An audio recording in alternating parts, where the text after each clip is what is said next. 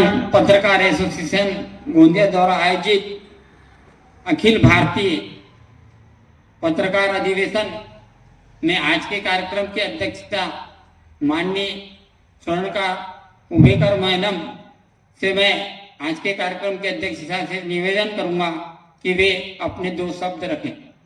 माता सरस्वती और दर्पणकार बाल शास्त्री जांभेकर इनको नमन करते हुए आज दर्पण पत्रकार एसोसिएशन गोंदिया द्वारा आयोजित अखिल भारतीय पत्रकार अधिवेशन में आए हुए सब पत्रकारों का मैं स्वागत करती हूँ।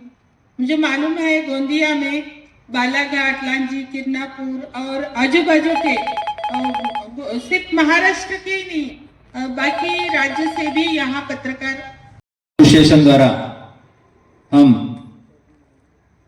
मंच का फिर से एक स्वागत करते हैं। दर्पण एसोसिएशन द्वारा यह कार्यक्रम हर साल की तरह इस साल भी एक बेहतरीन अपनी छवि के साथ यहाँ उभरा हुआ है। और दूसरी बात,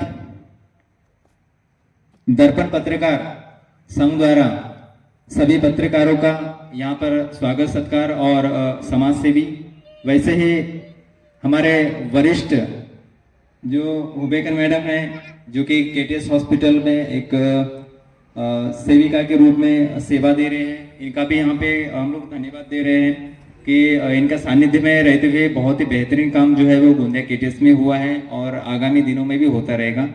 इनका जितना चाहे उतना मतलब अगर मैं लफ्ज अगर बोलूँ मैं तो शायद कम पड़ेगा, क्योंकि इनकी सहानुभूति और इनका जो वो एक बोलना चाहिए कि एक मातृत्व, ये जो लोगों का जो लगाव है, अपनापन है, कौतुल्य है, बहुत ही बेहतरीन जो है वो मिला। पत्रकार संघ द्वारा जो जितने भी कार्यक्रम होते हैं, जितने भी मतलब एक स्वागत सत्कार हो रहा है, वो अपने आप में एक बेहतरीन छवि जो है यहाँ पे देखने मिली है।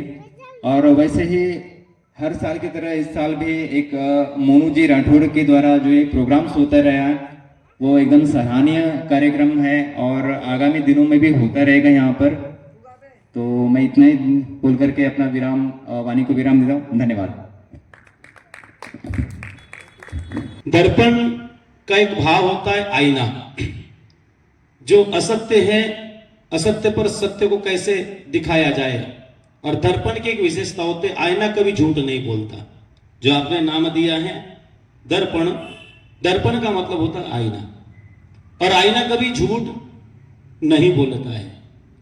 तो जो समाज में जो गतिविधियां चल रही हैं उसको लोगों तक पहुंचाना, जन जन तक पहुंचाना, एक पत्रकार की एक बड़ी भूमिका होती है।